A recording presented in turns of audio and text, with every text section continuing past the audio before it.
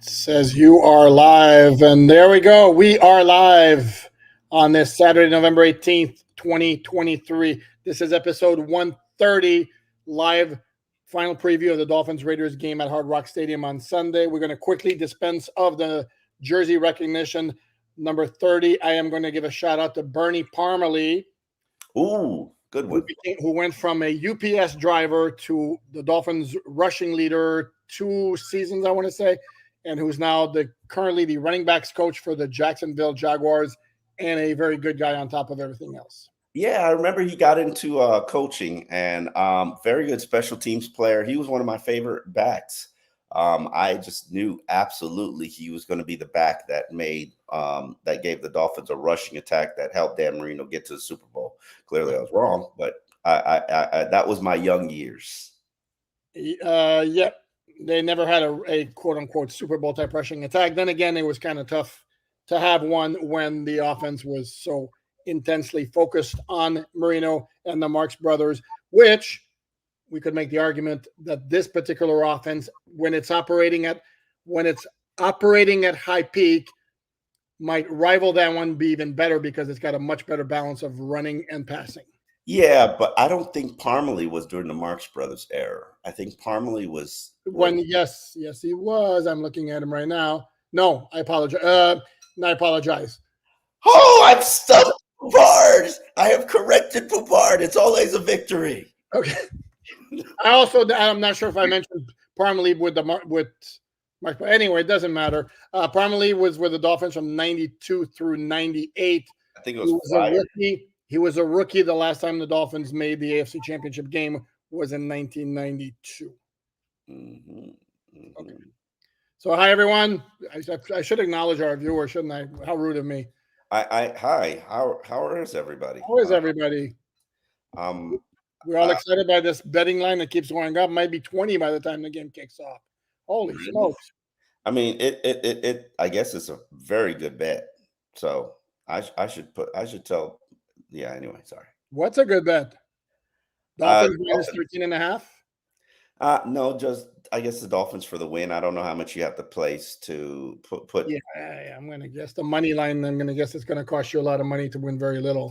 So yeah, you're going to risk a lot of money to win very little at that betting line. So, my official prediction, by the way, is up on alldolphins.com as part of the comprehensive preview of the game, which includes everything from which I forgot to mention in the Twitter teasing, includes series history, game facts, scouting report on the Raiders, why the Dolphins will win, why the Dolphins will lose, what's actually going to happen, and the connections. I didn't realize that there are tons of connections. The 2 Raiders coordinators right now are former Dolphin coaches. Patrick Graham on defense, and their interim OC is Bo Hardegree. Do you remember the name, Omar? No, I don't. QB coach under Adam Gase. Okay. I know now. I remember the game. And you can get all that information on alldolphins.com. You can also get my column on the next ride on the Eichenberg Express, where he is completing the infinity ring of offensive line position, starting at right guard. And do you feel comfortable? I really, really, really, really, in theory, like Liam Eichenberg as a person. Yes. I really, really, really, really am not a big fan of him as a player. And I really just hope that he turns the corner. And, we've got a video up on alldolphins.com with him, and I put it up on Twitter as well, where he's just, we talked about it earlier. He's just very transparent and open about what the situation that he's in and how his career is going. And there's pressure. There's pressure being an early draft pick. There's pressure being a player that a team trades a future pick because they coveted you so much to acquire. There's pressure being a guy that they hope can be a stabilizing force for the offensive line, and then you become the weakest link. And I argue to you and to every media contingent, when it comes to starters who will be on the field against the Las Vegas Raiders, he is the weakest link. He is the player that I'm attacking. And, and there's pressure that comes with that. And you have to be able to handle all of that mentally. And, earlier this week, Jalen Phillips talked about the mental challenges that come with being in the NFL. And I've talked to him privately about it. And, and I told him I admire that you're open and honest about that, because there's so many other young kids who will see this and who have gone through what you've gone through and who felt what you felt. And here you are, a first round pick, a very productive NFL starter, a young player that everybody thinks is going to be a budding star. And here you say, I'm struggling with my confidence. I'm struggling keeping it all together. And me and Bradley are doing it, and we're talking to one another, and these things are tough, and everybody in the NFL has a very individualized story. I give you Lester Cotton's story, for example. Lester Cotton's going to be starting at left guard. This is his best opportunity he's ever had in the NFL. He's worked really hard to get. He could tell you, I was out the NFL for 10 months after the Oakland Raiders cuts him. He considers this a revenge game, but he also said that the Raiders deserved to cut me. I was battling a depression. I was eating, and I couldn't stop eating, and I ate my way out of the NFL. I didn't have the discipline. And really, I was in a deep, dark state of depression. My wife helped me get it out of it. And I got back into the NFL. And he said, I found God, and that really helped me. I wouldn't be here if it wasn't for God. And this game is important to him from the standpoint of he's trying to prove that he's not the guy that he once was when he was with the Raiders. So he says there are a lot of friends on this team and on the Raiders team, and he said there's a lot of enemies on the Raiders team as well. And so it is going to be very important. I'm putting this game on both guards because, I know everybody thinks I'm offensive line. What you making that face for? What you making that face for? You put in a game. Hold on. No. I am calling a timeout. Go ahead. I'm going to put you in timeout pretty soon, actually. Listen, I am calling a timeout. Tell me the unit that's under the most duress on this Dolphins team right at this minute. What unit would that be? Because they have some injuries. But the position. What position? Because they're two. What position? What position is under the most position? Would you make you happy? The offensive line.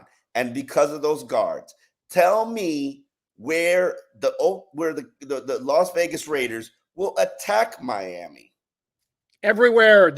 You actually think that Patrick Graham, the former Dolphin defensive coordinator, who sucks, by the way. Go ahead. Rude. Who went to Yale.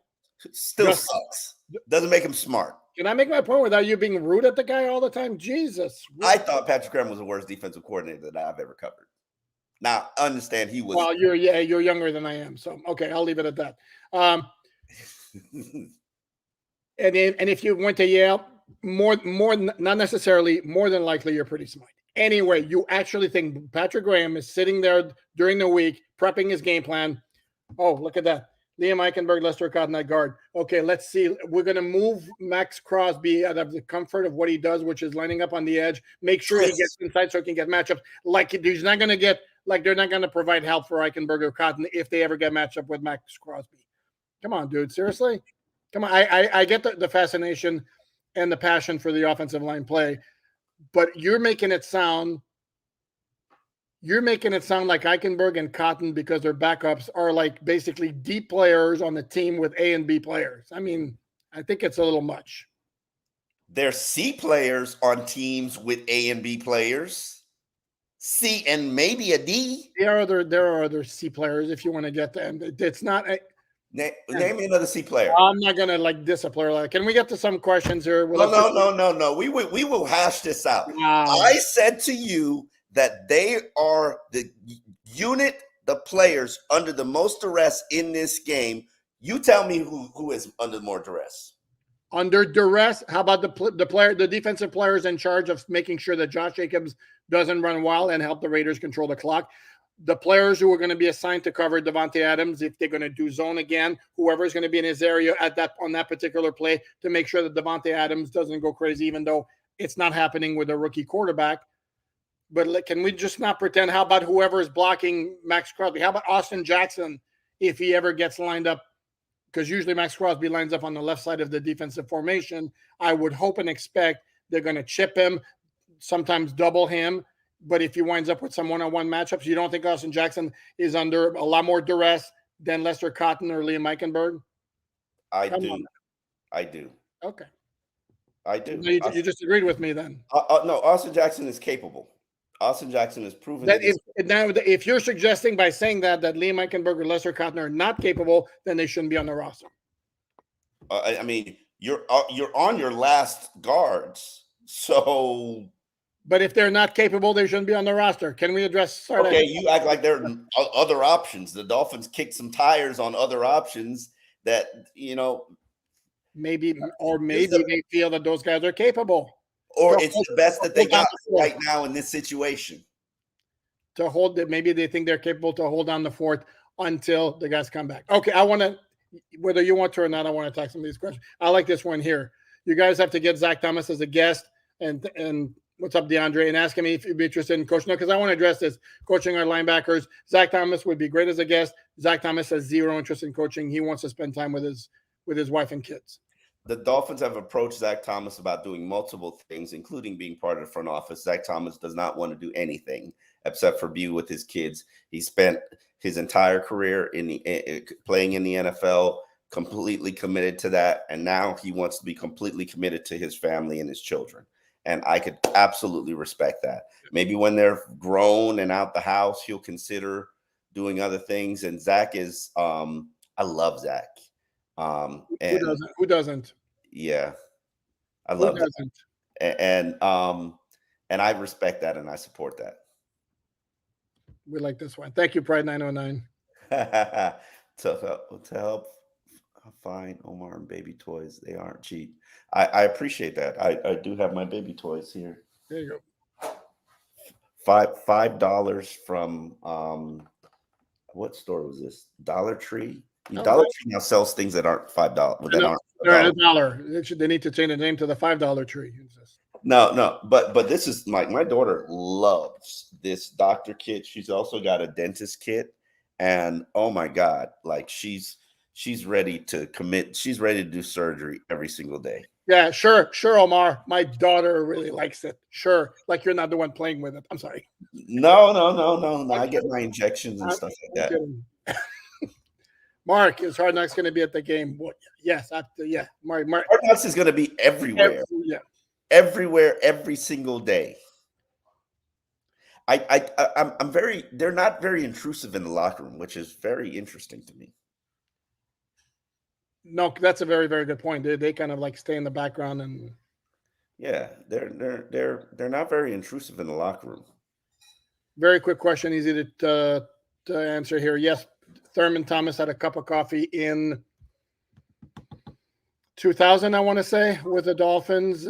This was after his long career and his long tormenting of the Dolphins for years and years and years and years. And he was used mostly as a pass catching back by the Dolphins. And then he blew out a knee October, November, I want to say. And that was it. Never played in the NFL again.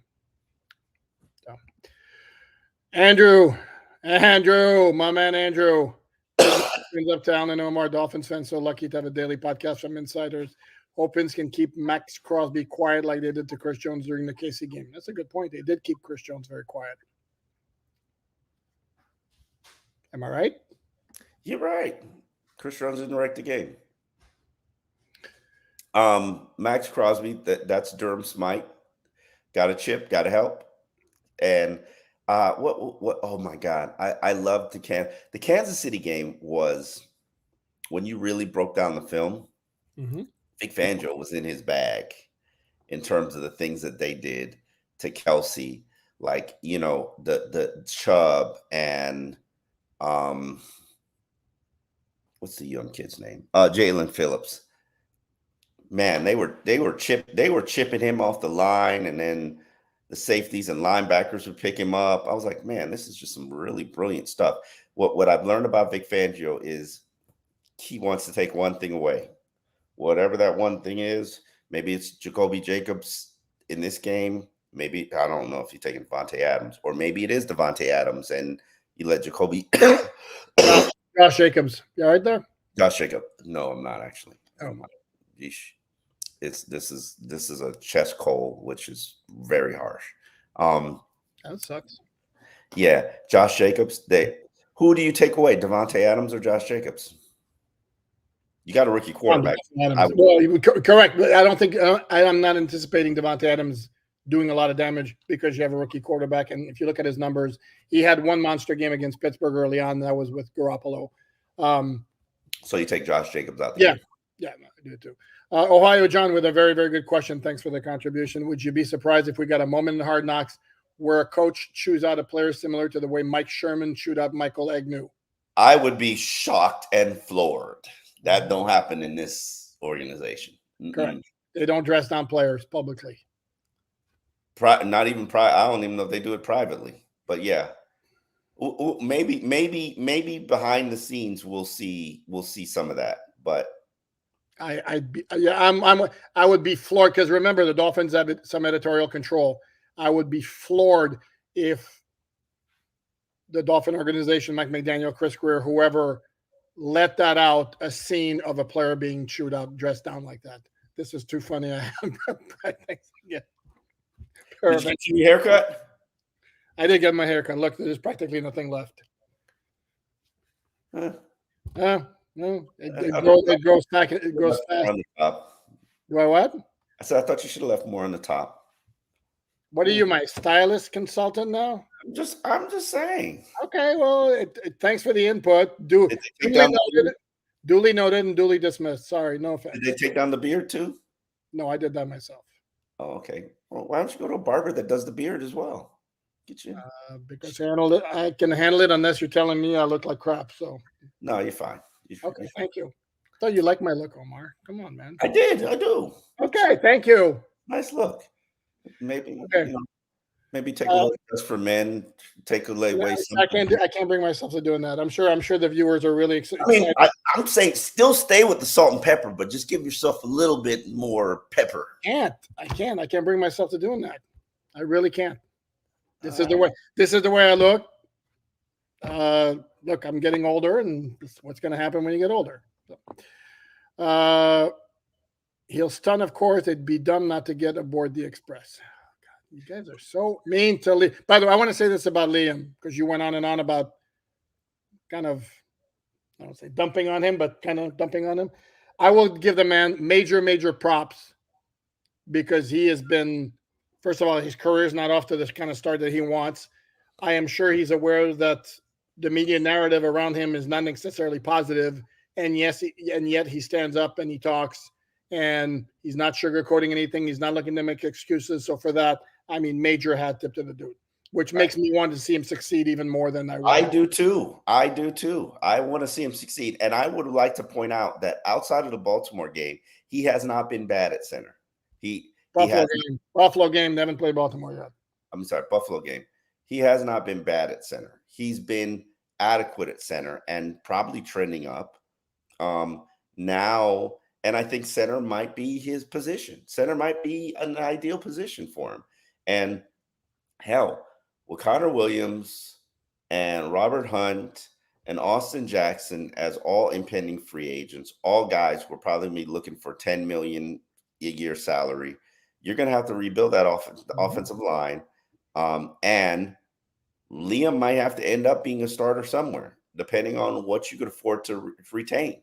So I don't think this is we're going to pull the plug on Liam because clearly they're not pulling the plug on Liam.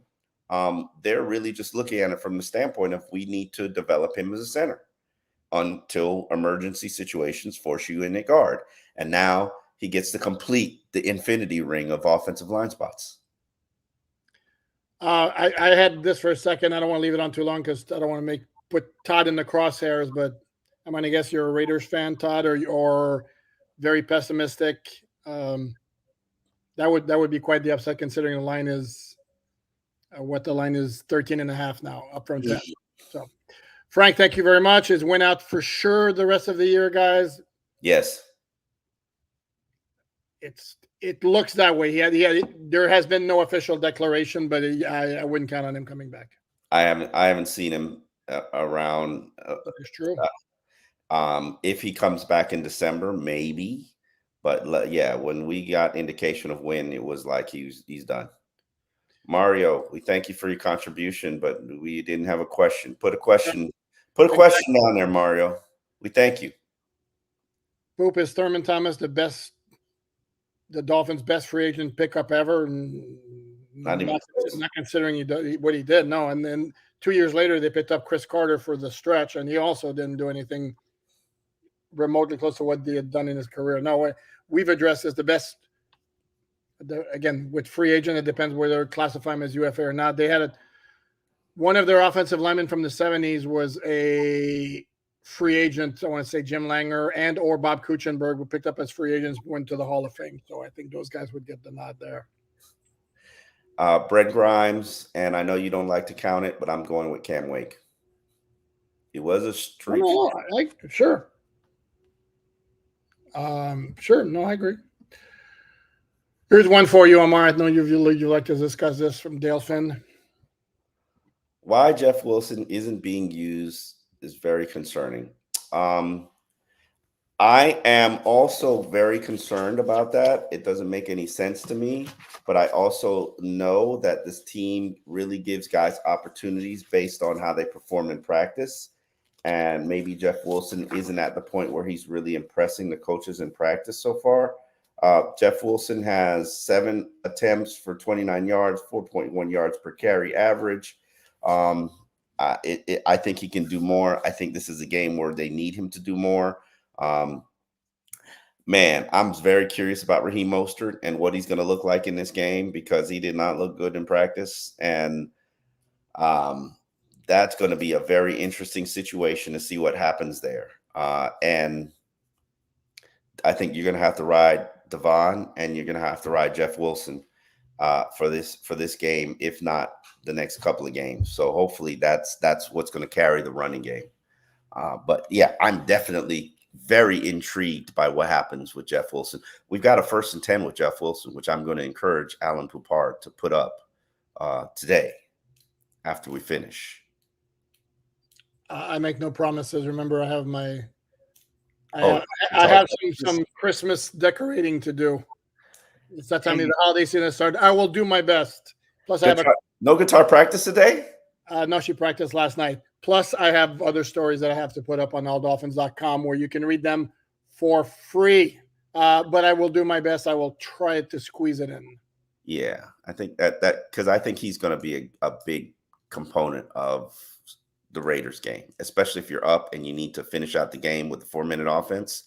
I'm not using Devon Achane for the 4-minute offense, and I'm definitely not using Raheem Mostert for the 4-minute offense. That to me is the perfect opportunity for Jeff Wilson to grind out the game. That's a good point. Our friend Mario here has his question. Go ahead, Omar, read it. There was another question asking about whether the Dolphins have more injuries than other teams, and I'm looking up at the final injury report throughout the league yesterday. While I do that, go ahead and address that. Just want to thank Omar and Alan for their great insight and honest opinions. You make a great team. What is your projected win-loss record for the Fins for the remaining games? I have 12 as my ultimate goal. And with 12, I think that gets you the AFC Conference champion, AFC East division, and gives you home field advantage at every round, with the exception of the championship game. And I think Kansas City have to make their way through, and you'd have to beat Kansas City in Kansas City.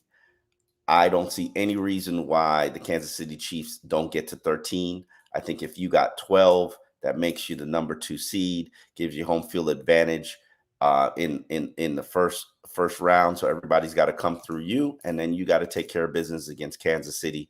That's the way I see it. 12 is the magic number. If you get to 11, I think you're pretty much in trouble. Now, it doesn't hurt that Cincinnati lost their starting quarterback. Okay, we don't have to worry. We kind of shouldn't have to worry about them. However, I look at the Ravens, even though they lost their starting tight end, still a very dangerous team, physical team. They're going to punch you in the mouth. We have acknowledged that the Dolphins are a finesse team, correct? And finesse teams do not handle themselves well against physical teams. It just is what it is. You have to get them at home. Who else am I worried about in the AFC? I don't. I know you're gonna skip Jacksonville because of the way they got spanked by the 49ers at home last week. However, if you're going to play, we're going to play the schedule game, and I know you're playing the schedule game, but Jacksonville also has shown earlier this year they can be a good team when they're on their game, and their schedule, which was not difficult to begin with, got a little bit easier because now they don't have to worry about Joe Burrow when they play the Bengals. And that injury also hurts the Dolphins in a way because Cincinnati plays at Kansas City later in the year, and the Bengals have shown they can win at KC, but they're not winning at KC with Jake Browning as a quarterback. No offense to Jake Browning. Anybody else you worried about in the AFC playoffs wise?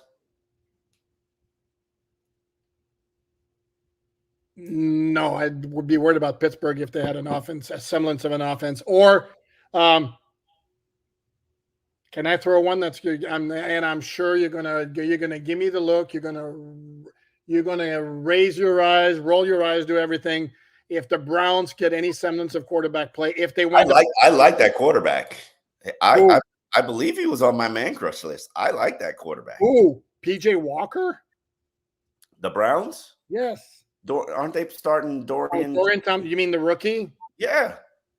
Well, okay, the rookie who was playing so well in the preseason that the Browns, in their infinite wisdom, decided to trade away Joshua Dobbs, who could be starting right now after Deshaun Watson went out on a team that's got I like their quarterback. Defense. I like Joshua Dobbs, but I was like, good move for them.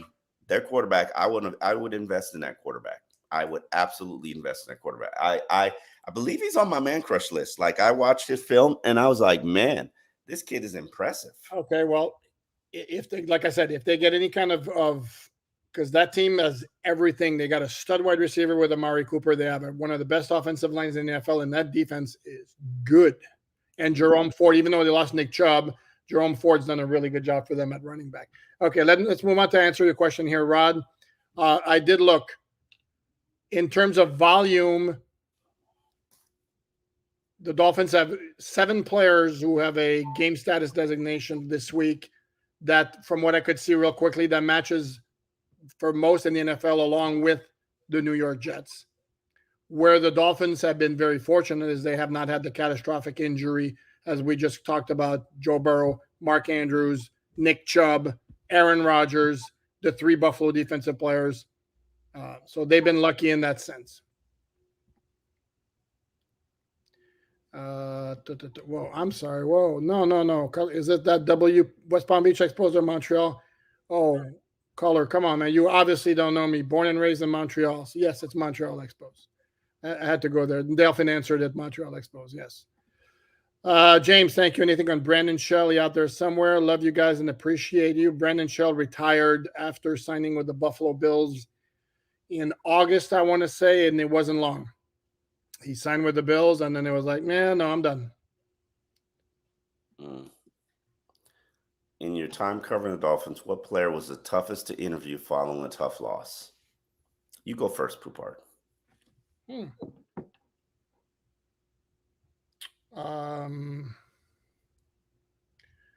again, I'm going to go further back than you did. I remember the Marx brothers were not necessarily easy. After a tough loss, Zach was tough because Zach took losses, to his soul. Yeah. And it was almost like you almost felt the need to like, it's okay, Zach, you got another game next week. It's all good. It's all good. So that was tough in that sense. I think those are the guys that maybe jump out at me. I liked Jason Taylor's approach. Jason Taylor liked to sit there and listen to everybody else do their interview and then do his last so he could gather his thoughts and know what to say. and kind of put a context to the loss. What I didn't like were guys where losses would just roll off their back and they just and there's so many guys like that where I always looked at it as like, okay, you're not invested, because if a loss doesn't hurt you, you're really not invested in the process. And so those are the guys that really stand out to me. The guys that are just there collecting a paycheck. Or guys who bail if they were on the wrong end of the bad play. And for that, I want to point this out. There was a play, if you remember, Jamil Douglas was a 4th-round pick on offensive lineman from Arizona State. Mm-hmm. There was a play, and I don't remember what it was, but it was clearly he was kind of at the center of a play that wound up costing the Dolphins a win. And he was a rook. And this was one of those occasions where I like went into the locker room, and I wouldn't be surprised if he bailed. And I don't like it, but I halfway expected. And he stood there and he answered every question. And I was like, major hat tip for doing that. Mm-hmm. Don't know where the 503 is. Welcome. Our man here, or lady, don't know, Pride 909, last donation to the legit question. What are the actual expectations of Achane return coming off injury? I can promise you he will not average 12.1 yards per carry, but my expectation is 6 yards per carry. He's looked good this week. He's fresh. We have not been able to talk to him because the Dolphins have a very stupid rule where guys who are not activated on the team or guys who are not practicing, we cannot talk to, which is ridiculous. It's stupid. It's not an NFL rule. It's just their team rule. Yeah, I said it. So Achane has looked at us all week in the locker room like, why are you guys not talking to me? And we're like, because we can't. These are the rules. But he's fine. He's healthy. He's ready to go. And I think that all those plays that Mike McDaniel has drawn up and thought of and created for the last 4 weeks with the hope and anticipation that Achane was going to come back, well, here they are. That's right. I got to put this one up. That's funny. Poop got a haircut and didn't take inspiration from two. You could have braided it. You could have. It was long Actually, enough. I was going to go I asked for the Omar look, and they told me I couldn't do it. My hair wasn't long enough. So this is like 20 years of hair, brother. Yeah, I know. Exactly. Yeah. No, I got to stick with the very simple. It grows, you cut it. It grows, you cut it. It grows, you cut it. Yeah. But that was funny. Thank you, Dion. Thanks for the good laugh. What do we got here? Chris, thank you very much. Do you think that this stretch of games will be especially beneficial for the defense continuing to grow and play in Fangio's system? Chris, you obviously did not read my story on alldolphins.com about the defense. Chris. Bad Chris. Shame. Bad Chris. Damn. Hold on. Let me hide it so we can see. There you go. Right there, Chris. Go ahead, right. No, that's the wrong one. Wrong one. There you go, Chris. But I'll give you the nutshell version here. That defense has been growing for a month. It's been coming, and the storm is a brewing, and the full-blown hurricane is coming. How's that for an analogy? I wrote 2-3 weeks ago my apology to Vic Fangio. I didn't believe in you and your old man ways and your stubbornness. And hey, it works. It's the scheme works. Now they like to get some turnovers. That's the next thing. You could also find a story on alldolphins.com where Jalen Ramsey basically admitted that I am not myself right now. I don't feel like myself right now. I feel like 70% of myself, but this is a training camp process and I will get better as the season progresses. He says it's not an ailment or injury. It's just I'm not comfortable yet. But he will get comfortable. And Xavier Howard is playing on that growing injury, practice, full participant, but it's still an issue. He's going to progressively get better, and hopefully he doesn't regress. So, but it's coming. Yep. V21, any word on Chris Brooks? Yeah, don't hold your breath. He's coming back. That's the word on Chris Brooks. He's walking. He's fine. He looks healthy. But they got 2 spots for designated guys to return. I don't know if they could use one on Chris Brooks at this present moment. If anything, you're holding out one spot for Isaiah Wynn, if that's a possibility. And then you probably got to save one till December just in case something happens to Tua. What's that look for? Again, if it's not a season-ending injury, they don't have to put him on IR. You can go with 52 on the active roster. I'm just saying, you hold one. You hold one. And here's the thing, too, is with all due respect to Chris Brooks, who I've liked from the start, truth is, how many meaningful carries has he gotten in the season? And now that HN is back, Jeff Wilson, Savon Ahmed, Raheem Mostert, he's not really needed. So I think he's probably more needed on special teams than he is on defense.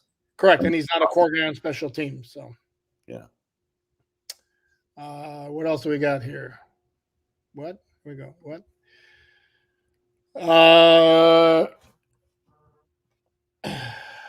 Having the Dolphins beaten the Ravens twice during the Tua era. Yeah. If you think this Baltimore team's the same team the Dolphins faced in week 2 last year, got news for you. It's not the same team. But that's not to say the Dolphins can't defeat the Ravens. Yeah, they can. But again, it's not the same team the Dolphins saw in week 2. That defense was ass. Excuse my language. It's no longer ass. It's one of the best defenses in the NFL. Oh, I got Max from Montreal here. Of course I'm in Montreal. You just took away my question, but it's okay. Oh, sorry. I'm sorry, dude. No, that's okay. It's all right. Oh, here we go. With this week's injuries in the NFL, which players the Finns could not afford to lose? Tua or Tyreek? I think this answer is the MVP questions for the Finns. I know who you're going to say. They're not the same team with either one of them. I'm not. Sorry, Max. That's the most you're going to get from me on this morning. Tua. Of course you're going to say. Of course. Tua is the guy that stirs the straw. The Dolphins will win games without Tyreek. I'm not sure they will win games without Tua. No offense to Mike White. And I'm not. I have said and written a ton. Just let it go. Correct, which is why I'm not touching it, Max. And you want to DM me, Max? I will tell you everything you want to hear. I'm not doing it now. I'm not in the mood to deal with the backlash. Yeah, he's like a peaceful Saturday. Okay, exactly. 2-9. Because nobody wants to hear it anyway. So yeah, Tua by far. Nobody wants to hear it anyway. So I'll go ahead and say that. Is Raheem hurt? Yes, Raheem is hurt. He is. He's hurt. He's on the injury report. He's hurt. But he's got no game status designation, which indicates he's playing. Yes. But he's not. Yeah, he doesn't look 100%. I agree with Omar. Let's acknowledge Kian, other fellow Canadian. Thank you. Thank you for your Canadian bucks, Kian. Canadian American, so same difference. What else we got here? Oh, nice one. I like this one here. Victor, Mike Sherman comes to my restaurant all the time, and darn the stories he shared about that Hard Knocks experience. Victor, dish. Stories. I know. Dish. Put it in the comments.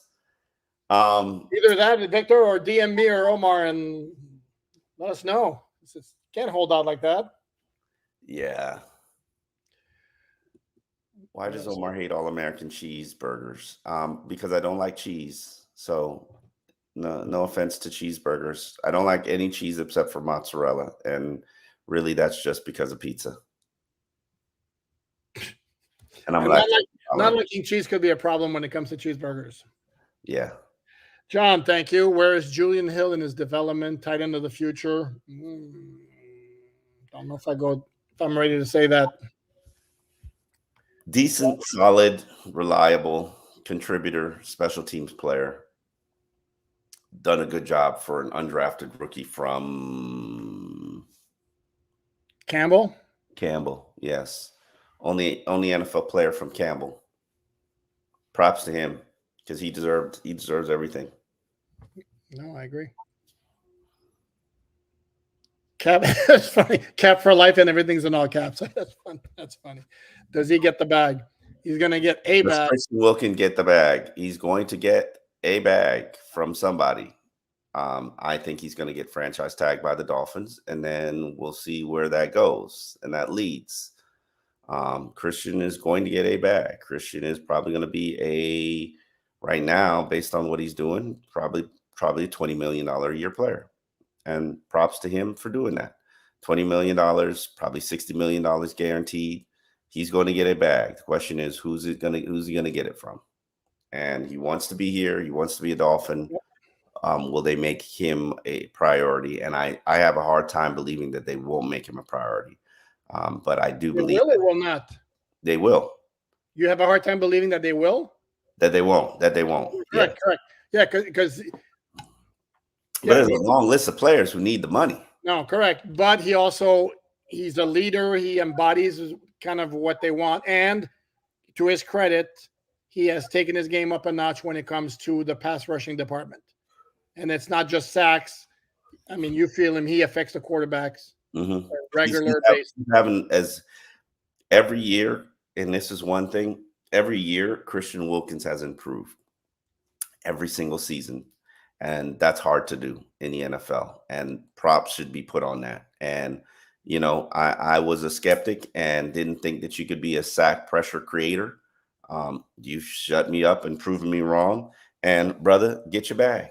Get your bag one way or the other. I have always been in support of players basically securing their financial future. This game is not promised to anybody. And Christian, I want to make sure that you get your bag. You deserve that. Yeah. Whoa. Personal message. There you go. No, I mean, literally, I spend the offseason saying, yeah, I'm not re-signing Christian because I don't have any proof that you can play in this scheme. I don't have any proof that you are a $20 million a year player. You're a run stuffer. I don't pay $20 million for a run stuffer. Correct. But Omar, there's a difference. You were never advocating not re-signing him. You were advocating not re-signing him at that money until he proved he could rush the passer more effectively than he had, which is basically where I stood as well. And yeah, we both can acknowledge and clearly see that, yeah, he's taking that up like big time. Yeah, I mean, he might finish with 8 sacks a season, and you gonna get paid. Major props. Yeah, that's and you don't. And the thing about Christian is you don't have to worry about him getting a bag and then taking his foot off the gas. That's not Christian. That's not who he is. That's not how he's made. No. So props to him.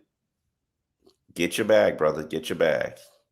No, I would make the argument right now he maybe has entered the conversation as a top 5 DT in the league. I think Chris Jones, Aaron Donald, and Jeffrey Simmons are the guys who immediately come to mind as DTs. Outside of that, Quinnen Williams is excellent. Dexter Lawrence is a hell of a player, but I think Christian is in that conversation. San Francisco's Eric Armstead? The other one that they got from the Eagles. Javon Hargrave? Yeah. I think Wilkins is in that category. Let's tackle Mike's question. How is the field at Hard Rock after all the rain? Omar is going to get a close-up look because he's going to the game at noon. The Canes are about to tear up the field, so it'll be interesting to see what the field looks like. I always hate those games where you have back-to-back home games, but it is what it is. It's a track meet, and honestly, and I don't think this is something that Dolphin fans realize and know, but Dolphins used to have sod issues in terms of being able to get the best quality sod. Steve Ross was like, you know what? I don't like the fact that I have to be on this waiting list for the best quality sod. So you know what I'm going to do? I'm going to buy the sod company. And that puts me at the very top of the lists. So right now, Stephen Ross, just because he didn't want to bleeping wait in line for the best quality sod, he said, let me get the whole damn company so that I can be first in line. And now he sells sod to every sporting team. That's who your owner is. Like, seriously, put that in perspective. That is who your owner is as Miami Dolphins franchise. Yeah. Nobody really knows that story, but it's the truth. And say what you want about him. Never been afraid to spend money to get himself a winner. Yeah. Never. Whoa, Like, whoa. he was like, I got sod issues. Why do I have sod issues? I got sod issues because I have to be in a waiting line for the sod, and then they give me bad quality sod when it comes to it. Well, you know what? I'm gonna buy the damn company, and I'm gonna make sure that I get the best quality sod.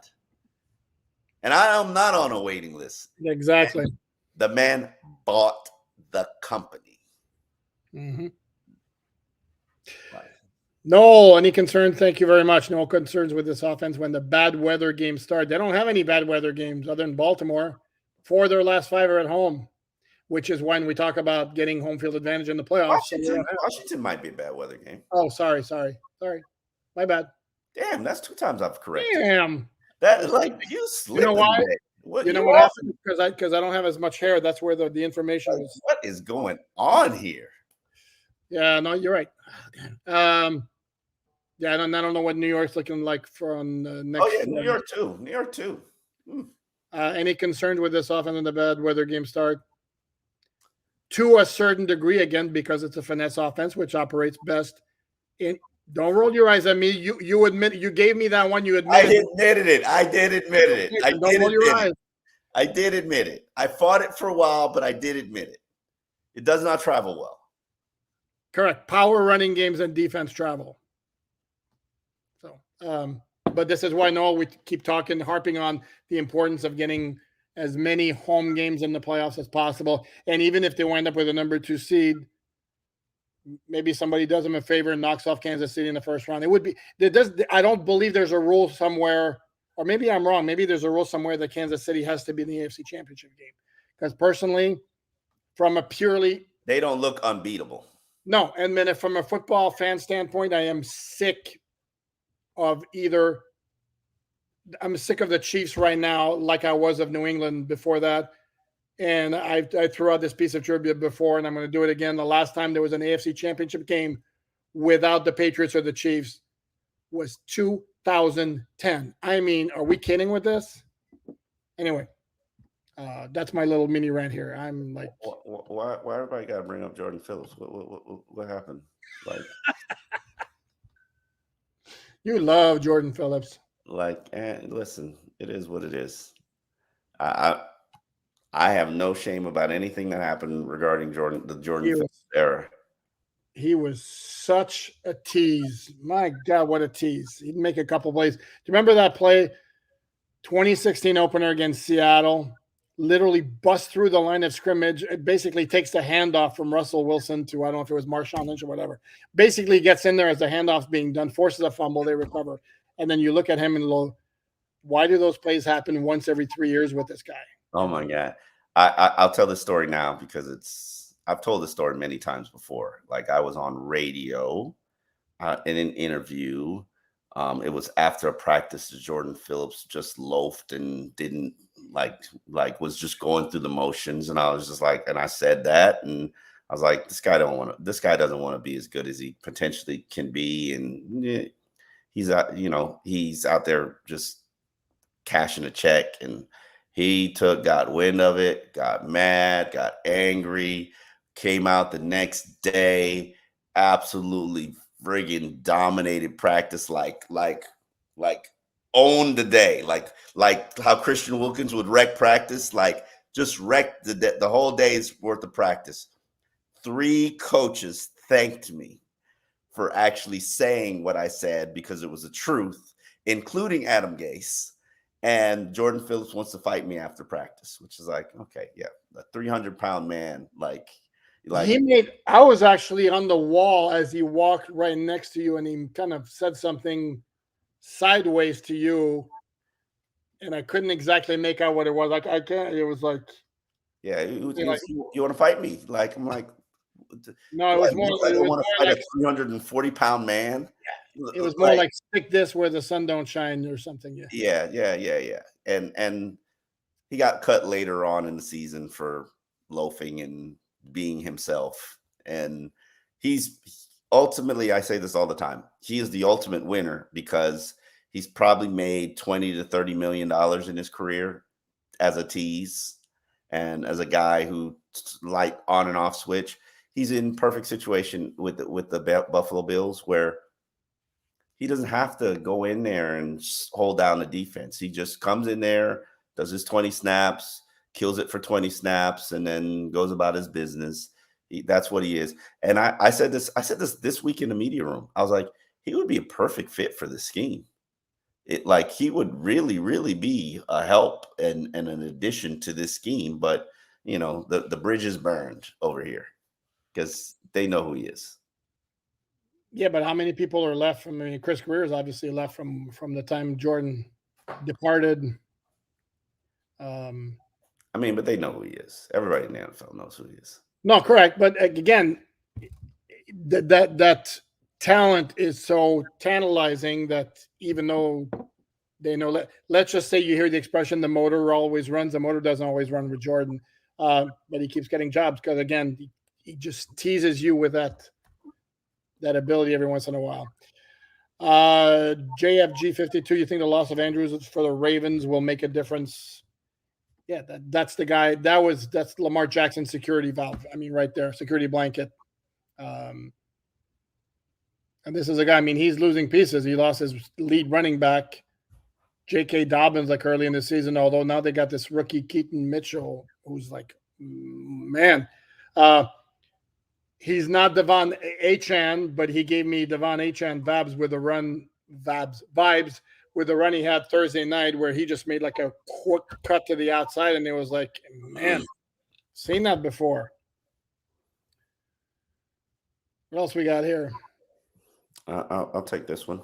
Go ahead. Do current players ever give you inside information? If so, how do you build those relationships? You build them with trust.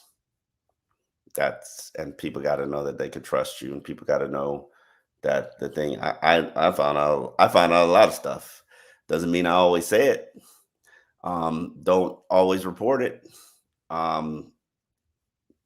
It's just institutional knowledge, and you guys get a lot of those stories after the fact here on this platform when the statute of limitations have expired. But yeah. I think that's the value to being in the locker room. And even though the Dolphins have media relations crew that follows you around everywhere that you go and listens to every single conversation, and there are times where and the funny thing is, and I say this all the time, like the people that I actually talk to and get information from, I don't talk to in the locker room. Like, that's because people assume that this is where just because I talk to you doesn't mean that that's where I'm getting my information from. But anyway, and that's a new phenomenon, the media relations hovering to like kind of like leaning a little bit to hear the conversation. That's it's unhealthy. 4 or 5 years ago. Yeah, well, it's become more and more and more and more and more about controlling the message. So yeah, control, and it's unhealthy, and I don't like it from the standpoint, if we're in the locker room for 45 minutes and I'm developing relationships and having conversations, if I'm having those conversations, do you think if I'm having a private conversation, do you think that person who's having a conversation with me feels comfortable with you standing around listening to that conversation? Nope. Like, come on, man. And they've gotten better, because that's the way that's the way I work. I just have conversations. I'm not sitting there interviewing you unless we're doing a 1st and 10, or unless if I'm interviewing you, I'm interviewing you. If I'm just having a conversation, like, you don't need to be around. Well, anyway. No, correct. And well, but they will be anyway.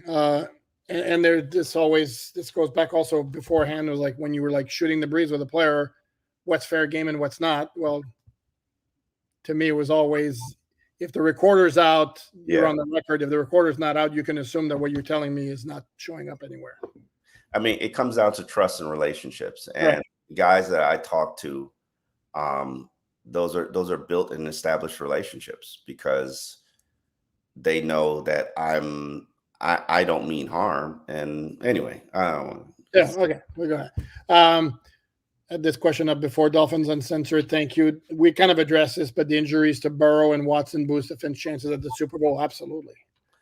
Listen, there are going to be more injuries. There are going to be injuries this week. Right. There are going to be injuries up until December. I mean, the NFL is a survivors league, and you just hope it's not you. Like, you hope it's not Teron Armstead, and you hope it's not Jalen Waddle or Tyreek Hill, or just hope it's not you. And Mike McDaniel has done a phenomenal job of trying to ensure that his guys make it to elimination games. And earlier in the season, it was kind of like, what is this about? And ultimately, it's about the bigger picture. And they know they've got a Super Bowl contending team. Despite what you want to say about their losses to the Chiefs or the Eagles or the Bills, they know they got a Super Bowl contending team, and they know they got to be peaking at the right time. And to be peaking at the right time, you need healthy players. And since I saw in the comments that yesterday there were some of you who were kind of tired of talking about injuries and all that. It's part of life in the NFL. And to Omar's point, there are certain things that will happen no matter what you do. But don't aggravate the situation by putting back a player, rushing a player back before he's completely ready to go, where the chance of aggravation is there. So that's exactly the reason why Robert Hunt will not be playing. There you go. St. Eddie, as a journalist, how do you think Clarissa Thompson fares after the recent revelations about her sideline cover? It was bad, but I don't think anything's going to happen. First of all, she was hosting the Amazon Prime game on Thursday night. After this came out, I don't think it's going to make a difference whatsoever. It's a bad look. It's a bad look. Nobody really cares about what sideline reporters say. And the bottom line is she's a white woman. She'll be protected. If this was anybody else. Wow. Okay. Wow. Okay. I'm not. Here's my bottom line. Say what? I said you're not touching that. Like even the out kick, like they're defending her. Like really? Like how do you defend this? Yeah, that's an entirely different conversation. I will say this: I will not address your point, but you may not be wrong. And I will say this about sideline reporters: those coaches' conversations or what the coach said coming out of halftime. Oh my God, really? Is there any no offense? Is there any value to that? We have to tackle better. We have to limit the turnovers. No, I'm going to say it because no shit, Sherlock. To me, the value of a sideline reporter is an injury update. If there's something that happened on the sideline that we don't get to see, that's the value. Conversations that are being had inside. You should be able to listen to every line coach and every every position coach, and you should be able to tell what's going on the sideline. I mean, yeah, part of the value for me actually being at the game, I spend a good 15-20% of my time watching the sidelines with binoculars to see what's going on. And there's value to that, But teams will fight back on that. Teams will not want to have dirty laundry if there's. Bro, this is a game where there's money. I understand that, but if you don't think that the teams would push back if there's nasty stuff where they got too close and hurt specifics, I think you're crazy. I think absolutely they would bite back against that. But they're again, Diggs and Josh Allen going at it on the sideline. You know what? A sideline reporter's responsibility. They caught it on camera. A sideline reporter's responsibility to tell you what's going on. Oh, I agree. But and my point is, though, if they get too close to hear specifics of what's said, they're going to get pushed back. But my whole point on this is, if the sideline reporters, if all the sideline reporters are going to do is say what the coach said after halftime, to me, they could disappear tomorrow and would make zero difference. I have to acknowledge Don Shula here. Thank you very much, Don Shula. I mean, thank you. And in fact, I hope you saw, since judging by your and Eddie, when you come to Miami, brother, if you don't holler at me, tell me the exact dates you come to Miami so we can hang out. I'm gonna be mad. I'm gonna be mad at you. Don't be sneaking in towns telling me you're here for Halloween and come to the party and like, bro, I got kids. I got a plan. Like, Eddie, I miss you, bro. Go ahead. No, I was going to point out that judging by what do you call those? The avatar, your name, Don Shula 73. This week on alldolphins.com, I commemorated the 30th anniversary of Don Shula's record-setting victory against the Eagles on November 14th. And this fine gentleman or lady asking us a question. Can you discuss Dolphin use of analytics? You go ahead. They like it. Yeah, they How's like that? it. They like it, and Mike McDaniels really likes sports science. So I think he's more sports science first, analytics second. They're a big fan of analytics. Even this week, Vic Fangio talked about, I like analytics, but the analytics has to match the film. You just can't tell me such and such and such and not be able to back it up with some film. So they are a very big analytics team. Steve Ross became really heavily obsessed with sports science and analytics, which is basically how Mike Tannenbaum snaked what's that other GM's name? Dennis Hickey for the job, for the top executive. What? I mean, you did I tell a lie? Snaked? Bro, did he not snake him? Answer the question. Mike Tannenbaum was hired as a consultant to do analytics and sports science, to lead those, to sort of usher in those divisions. That Steve Ross realized Dennis Hickey had no idea, no interest, and couldn't do it. And then he said, "Oh, I'm just going to put Mike Tannenbaum ahead of you after hiring him as a consultant, even though I wouldn't interview him for the GM job." That's not a snake job.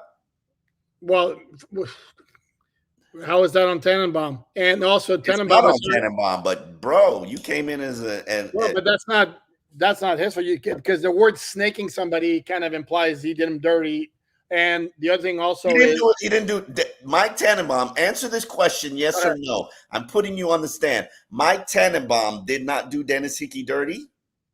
No, bro, he fired him after what, a year? Well, took all his power, fired him. Come on, man. He was giving, we can get into semantics, but Tannenbaum was an executive VP. He was executive VP. Yeah, after bro, he just took his job. Did he or did he not? Oh, kind of, sort of. If somebody comes in and takes your job, didn't they snake you? Yeah, but ultimately, he's not the one who's made the hire. Am I wrong? He's not the one who made the hire.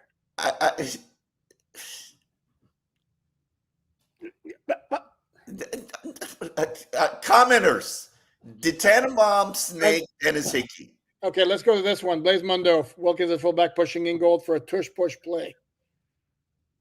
They got to play their strengths. They're not tush pushing. Don't hold your breath. Yeah. I would love to see Wilkins as fullback, though. It's an interesting thought, and Ingles has had injury issues for quite a while, actually. So, yeah. All right, Omar, this one's yours. Kevin, thank you.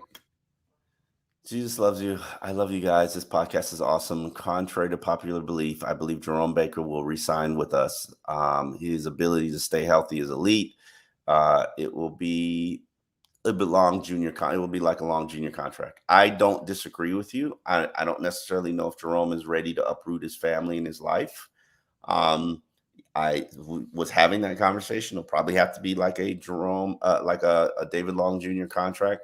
We'll see. I mean, we will see. Everything is open. Yeah, but here's the point that needs to be made is technically you're not re-signing Jerome Baker. He's under contract.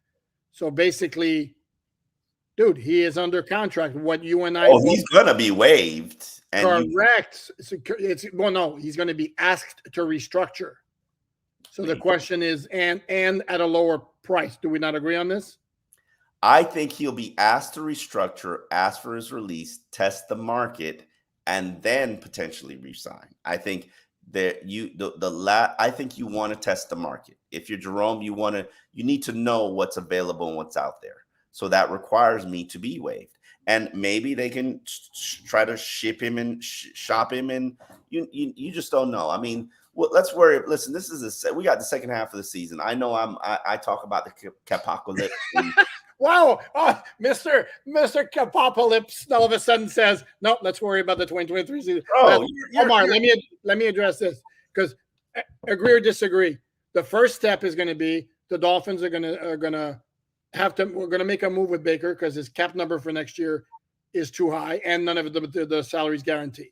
So And do you not think that the first step is going to be, Jerome, can we talk about a restructure at a pay cut? And this is where Jerome and his agent are going to either say, what kind of figure do you have in mind? Or they're going to say, no, thank you, we're good. We're going to test the market, and then we'll come back to you if we don't. They'll hear what the figure is, and they'll figure out whether or not they can get it from the street, and whether or not Jerome wants to, Florida state taxes. I'm not out. I don't rule it out that Jerome will return. I also don't rule it out that Xavier Howard will return. But they got to know what their options are, and you got to be on the street to know what your options are. So that's where we are with that, and I support both coming back. I support both exploring what their options are. Your time in NFL is not for long, and you got to make the most money that you potentially make. That's fair, but my thing is I would be very, very surprised if Jerome came back at his existing contract. I think the first step is going to be a restructure, or he's going to be flat out released. Let me address this. Omar, do you regret calling Tua a weirdo last year? I regret using the word weirdo. But Tua is unique and different. And he doesn't pretend to not be unique and different. So weirdo is just a disrespectful way of using or explaining. Tua's unique. He just is. He's not like anybody in the NFL. He's not like anybody you will ever know. He's unique. And his teammates like his uniqueness. They tease him about his uniqueness. It is what it is. And yes, I apologize for calling him a weirdo. He's not a weirdo. He's unique and different. Okay. Yeah. And I think most Dolphin fans have realized he's unique and different. Have they not? No, yeah, I agree. No, I think he's coming into his own. Well, dude, he's getting older. I mean, he's I saw somewhere I saw somewhere, and I'm not going to name names, that's suggesting that the new corner was a sign of like next level confidence and all that. And then my thought was like, what the hell does that have to do with football? It doesn't. He's just being it. He's just trying to be himself, and this is what he wants to do, bro. And let him be. Correct, but that's to me, that's a strictly off the field type of thing. And I mean, he's different, and he is unique, but I don't know how different he's been than a lot of different quarterbacks the past couple of years, because again, he has attained a new level of confidence, which is what Mike McDaniel, more than anything else, did for him.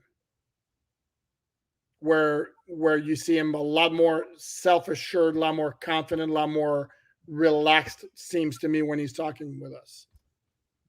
Am I right? Okay. I think he's always been confident. I've probably always not been relaxed. But yeah, listen, Tua is unique. And I've always wanted to ask him, what is it like to represent and be represent an entire culture of people, and them look to you as like their hero, and like he's the second most popular Polynesian behind The Rock. Like, what the heck is that like? Like, he's a cult hero. So, and he is himself, and he knows who he is, and I like that. I respect that. Go ahead. Tua has transformed from soft-spoken to podium taker. He's always taken a podium and done well. So I don't like that. No, he's a podium taker because he has to do it. It comes as part of playing quarterback in the NFL. He's never been soft-spoken, ever. He's never been soft-spoken. The opposite of soft-spoken is being some boisterous. He's not boisterous. He's very polite. He's himself. Correct. But to me, he's always been himself, except that he, to me, is more, seems to me the last couple of years, he's more, if I don't want to say assertive in his comments, maybe more self-confident and all that. But no, he's always been a good dude. There you go. There's your sanity answer. All right, brother. Give me the Mart Basel hookups too, Eddie. You know. Oh, nice. Um, Can I get in on that? I gotta get out of here because I gotta go to the Canes game. Love you folks, and I thank you for supporting us. I thank you for watching. You guys are everything to me and everything to this podcast. You make us go. I'm gonna go watch the Canes game so I can try to support Mario Cristobal in this very critical game because you lose to Louisville and the season flushes down the toilet. Second straight Canes season that you flush down the toilet. Let's get it. Fortunately, the Dolphin season is not getting flushed down the toilet in the least. Yeah. So we thank you for supporting. We thank you for watching. We will see you tomorrow where we'll do a live recap. 5:15-ish? Yep, that's our time. 5:15-ish. We will see you tomorrow.